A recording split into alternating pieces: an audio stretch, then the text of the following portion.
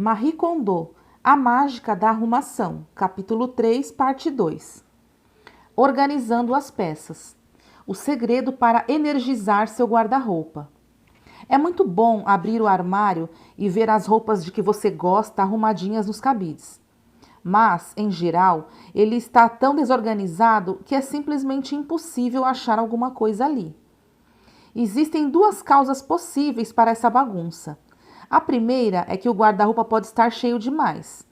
Algumas pessoas armazenam tantas coisas que não conseguem encontrar nada. E quando acham, precisam tirar uma pilha de roupas de cima da peça que desejam pegar. Às vezes, os cabides ficam tão espremidos que é difícil tirá-los do lugar sem causar uma avalanche de outros cabides. Casos assim são extremos, mas é verdade que a maioria das pessoas guarda muito mais roupas do que precisa. Esse é um dos motivos pelos quais recomendo dobrar o máximo de itens possíveis. É claro que algumas peças devem mesmo ser penduradas, como casacos, ternos, blazers, saias e vestidos. Meu critério é o seguinte: coloque em cabides todas as roupas que você achar que parecem mais felizes penduradas, como aquelas de tecidos finos que ficam esvoaçantes quando passa uma brisa, e peças de alfaiataria que protestam ao serem dobradas. A outra causa de um armário bagunçado é a falta de informação. As pessoas simplesmente não sabem como organizar as roupas em cabides. A regra mais básica é pendurar peças da mesma categoria, lado a lado, dividindo o espaço em seções de blazers, vestidos, etc. Você pode transformar completamente o seu guarda-roupa apenas aplicando este princípio. Muitos afirmam que, ainda assim, o armário volta a ficar desarrumado em pouco tempo. Então, eu vou contar um segredo que ajuda a manter as coisas no lugar. Posicione as roupas de modo que apontem para a direita. Pare um momento e desenhe duas setas, uma horizontal apontando para a direita e outra inclinada, descendo para a esquerda. Você pode fazer isso no papel ou no ar com o dedo. Seguindo esta dica, o conteúdo do armário fica mais equilibrado. Para colocar esse princípio em prática, pendure peças pesadas do lado esquerdo e as mais leves do lado direito do armário. Na categoria peças pesadas estão incluídas as mais compridas, as de tecidos pesados e as escuras. Quanto mais para a direita, mais curtas, claras e leves elas devem ser. Em termos de categoria, à extrema esquerda deve ficar os casacos, seguidos de vestidos, blazers, calças, saias e blusas. Esta é a ordem básica, mas é lógico que o que é considerado pesado pode variar. Tente criar a impressão de que as peças estão numa ascendente para a direita. Além disso, dentro de cada categoria, mantenha a regra: roupas mais pesadas à esquerda e mais leves à direita. Esse esquema de arrumação traz um grande bem-estar. Quando vemos um guarda-roupa organizado desse modo, nossos batimentos cardíacos se aceleram e as células do corpo ficam energizadas. Essa energia é transmitida para suas roupas. Mesmo com as portas dos armários fechadas, o quarto vai parecer renovado. Depois de ter essa sensação, você nunca mais vai deixar de organizar por categoria. Duvida que mudanças tão pequenas produzam efeitos tão poderosos? Então experimente. Você não vai demorar mais do que 10 minutos para fazer a arrumação por categoria. Mas não se esqueça, primeiro é preciso manter no armário apenas aquelas roupas de que você realmente adora. Guardando as meias. Trate suas meias e meias calças com respeito. Você já fez algo que acreditava ser bom e depois percebeu que sua atitude magoou alguém? Isso é mais ou menos o que fazemos com as nossas meias. Certa vez, visitei uma cliente de 50 e poucos anos e, como sempre, começamos os trabalhos pelas roupas. Repassamos calmamente seu guarda-roupa, Terminamos de organizar as roupas íntimas e estávamos prontas para arrumar as meias. Quando ela abriu a gaveta de meias, fiquei chocada. Era um amontoado de bolotas. Ela havia enrolado as meias formando bolas e amarrado as meias calças dando um nó no meio. Fiquei sem palavras. Vendo minha cara de espanto, ela sorriu sem jeito e disse: Assim fica fácil encontrar o que precisa, é bem melhor de guardar, não acha? Não, não acho. Vou declarar uma coisa de uma vez por todas. Nunca jamais dê um nó em suas meias calças. Nunca jamais enrole suas meias como bolas. Apontei para as bolotas de meias e perguntei: Olhe bem para isso, elas deveriam estar descansando. Você acha mesmo que conseguem descansar assim? É isso mesmo. As meias e meias calças guardadas lá na gaveta, elas estão de férias. Levam uma surra no trabalho no dia a dia, aguentando pressão e fricção para proteger seus preciosos pés. O tempo que passam no armário é a única chance que elas têm de descansar. Mas se estiverem enroladas como bolas ou com um nó no meio, ficarão num estado de permanente tensão, com o tecido esticado e o elástico distendido. Enroladas assim, rolam e batem umas nas outras toda vez que se abre e fecha a gaveta. Aquelas que têm a infelicidade de serem empurradas para o fundo da gaveta geralmente são esquecidas por tanto tempo que o elástico afrouxa sem possibilidade de recuperação. Quando o dono enfim repara nelas, já é tarde demais e são relegadas à lixeira. Pode haver um tratamento pior? Vamos começar com a maneira de dobrar as meias calças. Se estiverem amarradas, comece desatando o nó. Una as pontas das meias dobrando a meia calça ao meio, no sentido do comprimento. Em seguida, dobre-a em 3 partes, de modo que a parte dos pés fique para dentro e o elástico da cintura fique ligeiramente para fora. Por fim, enrole a meia calça em direção ao elástico da cintura. Se o elástico ficar para fora quando você tiver terminado, é porque fez de forma correta. Use esta mesma técnica para as meias 3/4, aquelas que vão até abaixo do joelho. No caso de materiais mais volumosos, como as meia calça de inverno, é mais fácil enrolar se forem dobradas ao meio em vez de em 3 partes. O importante é que as meias calças fiquem firmes e estáveis quando estiverem enroladas como se fossem sushis. Ao guardar na gaveta, posicione as meias calças de modo que o redemoinho fique visível. Uma caixa de sapatos é o local ideal para guardá-las, pois não deixa que elas fiquem frouxas e desenrolem. Além disso, permite que você as visualize rapidamente e que as mantenha esticadas e sem vincos, portanto, mais fáceis de vestir. Dobrar meias é ainda mais fácil. Se você costuma fazer bolas, pare com isso já. Coloque um pé da meia sobre o outro e siga os mesmos princípios usados para as roupas. Para meias soquete, que apenas cobrem os pés, dobrar ao meio, juntando as pontas, é suficiente. As de cano curto, que vão até o tornozelo, devem ser dobradas em 3 partes. Meias 3/4 e aquelas que cobrem os joelhos devem ser dobradas de 4 a 6 vezes. Ajuste o número de dobras de acordo com a altura da sua gaveta, sempre lembrando que o objetivo é formar um retângulo simples. Vá arrumando as meias nas beiradas. Você vai se surpreender ao notar que ocuparão bem menos espaço em comparação às bolotas em forma de batatas. E perceberá as meias suspirarem de alívio ao serem libertadas. Roupas fora de estação. Não é preciso deixá-las fora de vista. A tradição de guardar roupas fora de estação é antiga. Com o surgimento do ar-condicionado, nossos lares e escritórios estão menos sujeitos ao clima do lado de fora. Hoje em dia, é comum ver as pessoas carregando casacos no verão por causa do ar-condicionado do trabalho. Assim como nos lugares mais frios, é normal ver gente usando roupas leves no inverno devido ao sistema de aquecimento. Ou seja, isso prova que está na hora de abandonar o hábito de só manter no armário as peças que podem ser usadas na estação vigente.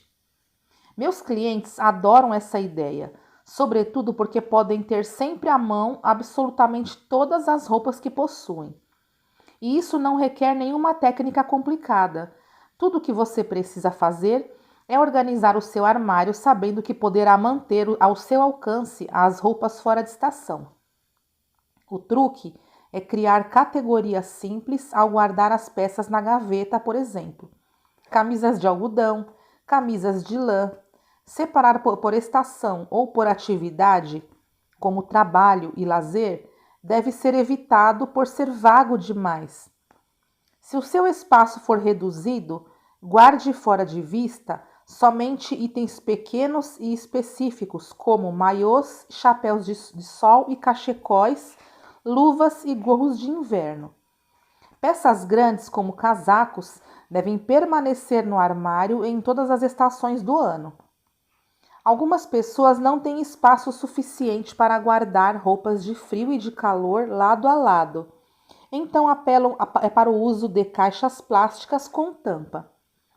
Pessoalmente, não acho uma opção muito prática, já que a tendência é que essas caixas sejam empilhadas ou que se coloque um monte de coisas em cima delas, ou seja, dá um trabalho enorme na hora de tirar algo de dentro delas.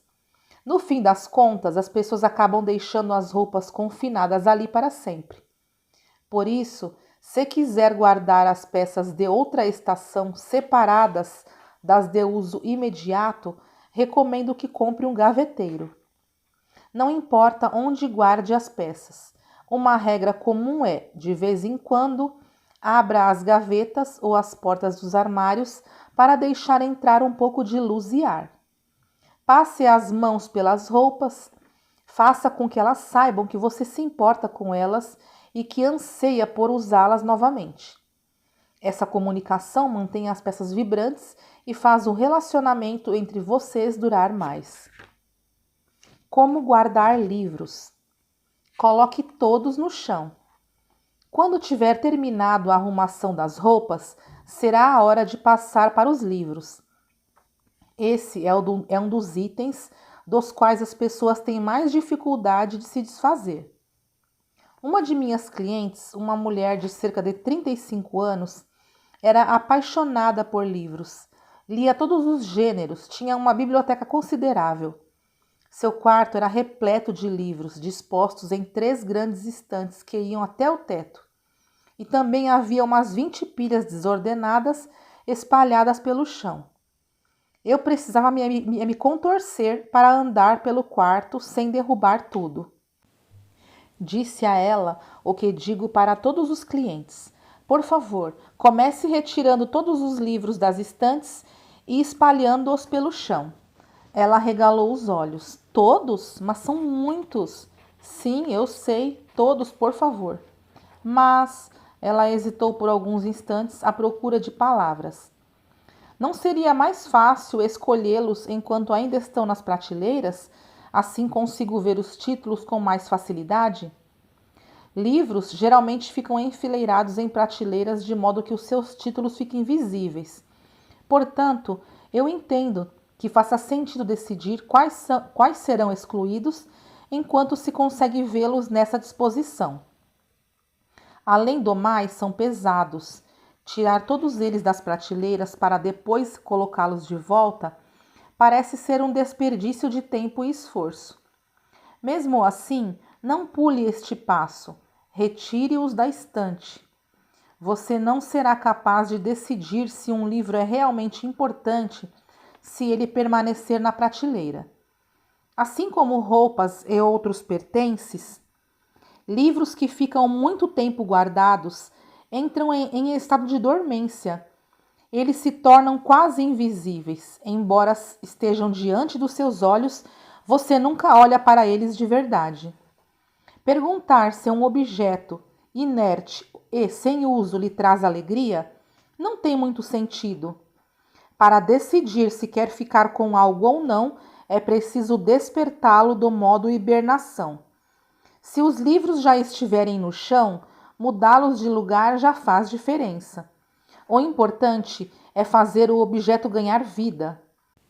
Quando ajudo os meus clientes a organizar seus livros, coloco-me diante das enormes pilhas e aliso as capas carinhosamente. De início, eles me olham de maneira estranha, porém acabam se surpreendendo com a rapidez com que conseguem decidir depois disso. Se houver livros demais para colocar no chão de uma vez só, separe-os em 4 categorias: geral, livros que se lê por diversão; prática, livros de referências e de receitas, etc. Visual, coletâneas de fotografias e etc. E revistas.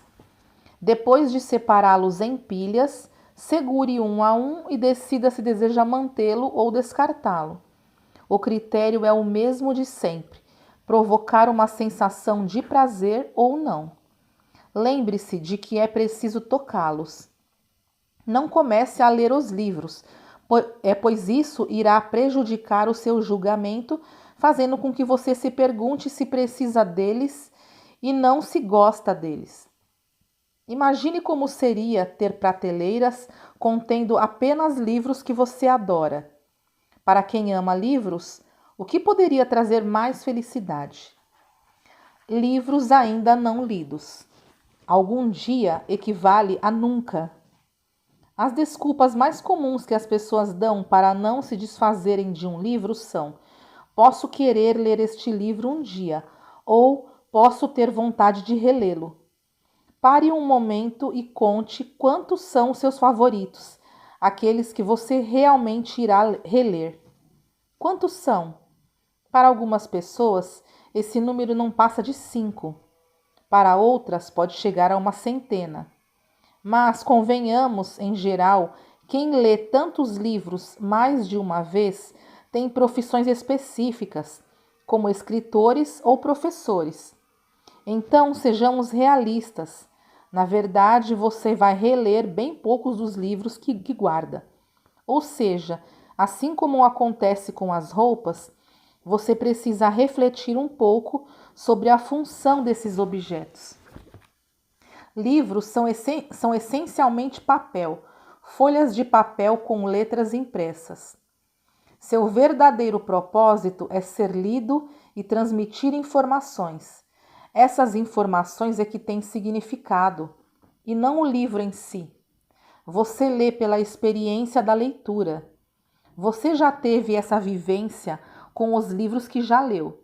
Já absorveu seu conteúdo, mesmo que não se lembre dele. Logo, no momento de decidir o que irá guardar, não fique pensando se vai querer ler determinado livro de novo ou se domina o seu conteúdo. Em vez disso, segure cada livro e sinta se ele o inspira ou não. Mantenha aqueles que lhe deixam feliz apenas por estarem ali, aquele que você adora de verdade. Isso inclui este livro. Se não sentir qualquer alegria ao segurá-lo, prefiro que o jogue fora. E quanto aos livros que você começou a ler e nunca terminou? Ou aos que comprou, mas ainda não começou a ler? O que fazer com esses livros que você pretende ler algum dia? A internet facilitou a compra de livros, porém, como consequência, fez com que as pessoas tivessem muito mais livros não lidos do que antes. Tornou-se comum que as pessoas comprem um livro e, pouco tempo depois, já adquiram outro, sem sequer ter lido o primeiro. O problema dos livros que pretendemos ler é que são bem mais difíceis de descartar do que os que já lemos.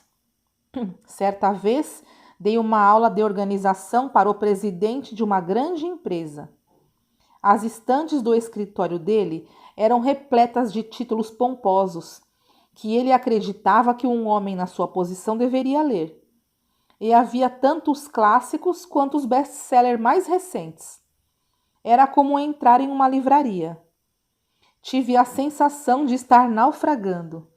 Tal como eu previra, na hora de decidir, ele incluiu um livro após o outro na pilha de manter. Quando terminou, não havia descartado nenhum. Quando o questionei a respeito, ele deu a resposta clássica: é que posso querer ler esses livros algum dia. Lamento informar que, pela minha experiência, sei que esse algum dia nunca chegará. Se você perdeu a chance de ler determinado livro, ainda que tenha sido recomendado ou que você tenha desejado lê-lo tempos atrás, esta é a sua chance de libertá-lo. Você pode ter desejado lê-lo quando o adquiriu, mas se não o fez até agora, a função desse livro foi ensinar que você não precisava dele. Não há necessidade de terminar livros que você para de ler na metade. Portanto, livre-se de todos eles. Será bem melhor ler um livro que realmente desperta seu interesse hoje do que os que deixou acumular poeira durante anos. Pessoas com extensas coleções geralmente são leitoras assíduas. Por isso não é raro ver muitos livros de referência e guias de estudo nas estantes de clientes com esse perfil. Encontro uma infinidade de livros técnicos cujos temas vão de compatibilidade à filosofia, de computação à aromoterapia. Já vi adultos que guardaram até seus livros da época de escola. Se você possui muitos livros não lidos, aconselho que pare de insistir que irá lê-los e se livre de todos eles hoje mesmo. Por quê?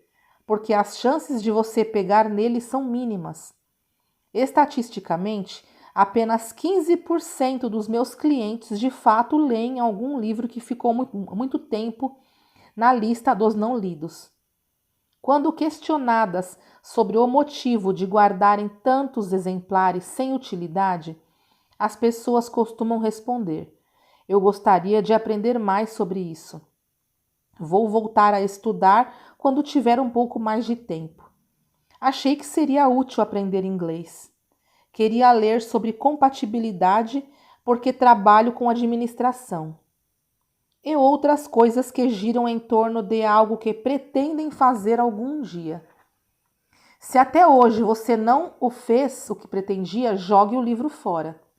Só depois de descartá-lo, você poderá avaliar seu nível de interesse naquele assunto. Se não sentir falta, então você fez o que devia fazer. Se você quiser tanto o livro a ponto de estar disposto a comprar outro exemplar, compre um. E desta vez, leia-o. Livros para guardar. Aqueles que estão no hall da fama.